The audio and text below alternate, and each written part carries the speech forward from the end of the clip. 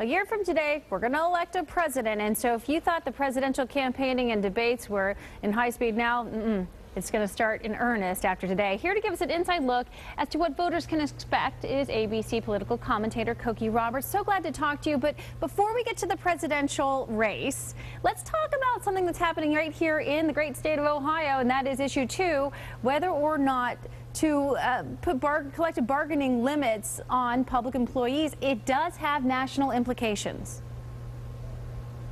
It does indeed. The question is, how do people see the public employees unions? Do they see them as the fat cats that they've been portrayed as in the ads there in Ohio? Or do they see them as the teacher who got laid off from their kid's classroom? And I think that's the question that people take with them to the polls. But also, of course, it's an organizing issue. And do the unions have the clout to get people out and voting with them on this measure? If they do, that is something that that we will be looking at in the 2012 election, particularly there in Ohio, which of course is such a close battleground state, and see what that means in terms of turnout.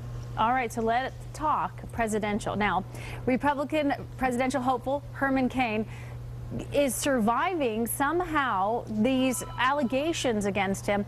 To what do you credit that? Well, he's surviving so far. I would suspect he won't survive much longer, but he's surviving because people like him. He's very likable, and also people don't like Mitt Romney, and that's really the whole dynamic of the Republican nominating process this year, is they keep looking for the not Romney candidate, and so different candidates have risen and fallen as they come forward, and then people learn more about them and they collapse, and Romney just kind of sits there at about 25% in the polls, and he just soldiers on. He does soldier on, but it does beg the question, why don't people like Mitt Romney? Is it the Mormon thing? That's part of it. It is part of it, and some people will say that. A good 20% in our last ABC poll, which was just this weekend, said that they did not want to vote for a Mormon. Now that's 20% of the Republican electorate. That's down from 30% in 2008, but it's still a sizable number, so that's part of it. Part of it is they don't like his policies. They particularly don't like the health care bill that he signed as governor of Massachusetts. And then part of it is they don't like his personality. They say he's plastic, or he's stiff, or they don't trust him, that he's flip-floppy, all of those things. They just haven't warmed up to him.